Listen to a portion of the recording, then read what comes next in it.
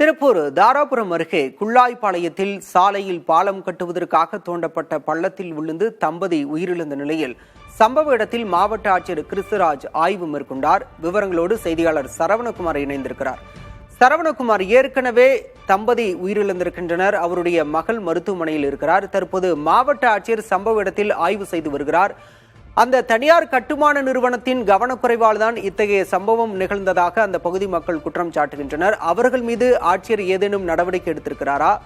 ஆட்சியர் தரப்பில், மாவட்ட நிர்வாகம் தரப்பில் என்ன சொல்லப்படுகிறது?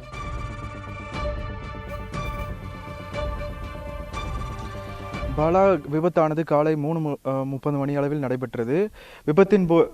விபத்தின் போது தாராபுரம் டு ஈரோடு செல்லும் சாலையில் இந்த விபத்தானது நடந்திருக்கிறது. கிட்டத்தட்ட 10 to 15 அடி ஆழமுள்ள குழியில் விழுந்து நாகராஜ் மற்றும் அவரது மனைவி ஆனந்தி ஆகியோர் உயிரிழந்தனர். தற்போது அவருடைய குழந்தையான ஜீக்ஷிதா 13 வயதானது கோவையில் உள்ள தனியார் மருத்துவமனையில் எலும்பு முறிவு ஏற்பட்டு தற்போது சிகிச்சை பெற்று வருகிறார்.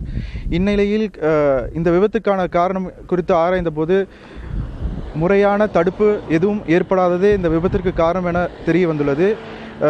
மாவட்ட ஆட்சியர் கிறிஸ்துராஜ் அவர்கள் ஆய்வின் போதுதான் பேரிகார்டு அமைக்கப்பட்டு சாலையில் அருகில் உள்ள இடங்களிலிருந்து மண் எல்லாம் அள்ளி திரும்ப அவங்க இந்த பேரிகார்டு அமைச்சிருக்காங்க.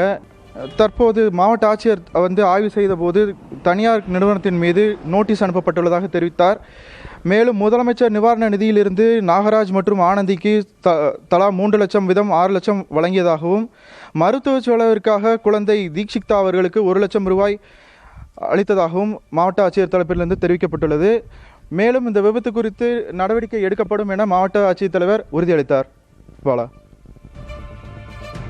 சரவணகுமார், தற்போது இருவரின் உடல்களும் உடற்கூறாய்வுக்காக அனுப்பி வைக்கப்பட்டதா சொன்னிச்சு. அந்த உடற்கூறாய்வு முடிந்து விட்டதா? உடல்கள் உறவினர்களிடம் ஒப்படைக்கப்பட்டிருக்கா? அதனுடைய நிலை என்ன? உடற்கூறு ஆய்வுகள் தற்போது நடைபெற்று வருகிறது. உடற்கூறு ஆய்வு முடிந்த பின்பு இருவரின் உடல்கள் அவர்கள் உறவினர்களிடம் அளிக்கப்படும். மேலும் இது குறித்த அவர்களுடைய குழந்தை தீக்ஷிதா அவர்களுக்கும் தகவல் தெரிவித்ததாக மருத்துவர்கள் தரப்பில் தெரிவிக்கப்பட்டது. பாலா. சரவணகுமார், இந்த கட்டுமான நிறுவனம் பிரதான சாலையில் காட்சிகளை பார்க்கின்ற போதே தெரிகிறது. பிரதான சாலை இந்த பணிகளை மேற்கொள்கின்ற போது உரிய முன்னெச்சரிக்கை நடவடிக்கைகளை கட்டுமான நிறுவனம் மேற்கொள்ளவில்லையா? ஏன்னா அந்த பகுதி மக்கள் கட்டுமான நிறுவனத்தின் மீது குற்றச்சாட்டை முன்வைத்தனர். உரிய எச்சரிக்கை பலகை ஏதேனும் வைக்கப்படவில்லையா?